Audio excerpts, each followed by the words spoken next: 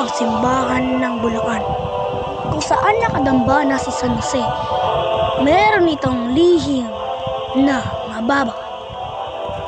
Ito ang Pistang Jose 2026. Sa mga debosyon na nangyayari, ang Senyor San Jose ay laging nagbabantay sa atin. Kaso, may masamang nangyari noong 1999. Noong inilumbana ang Nuestra Señora de la Asunción de Bulacan, ang Santísimo Sacramento ay nalaglag sa simbahan noong lumilindol noong 2022 March 1. Ang pinakaunang-unang San Jose naman bago ang ating patron, noong binaha ang ating simbahan, ay nalaglag si Senyor San Jose nung bitbit-bitbit ni Ginoong Manuel Aiden Ramos ay nalaglag ito.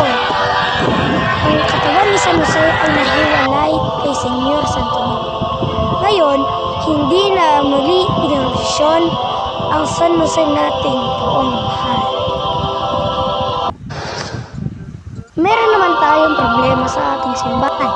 Dahil ng mga nakita natin ito, meron ng mga crack ito simula nung pinapagawa natin ang simbahan ito.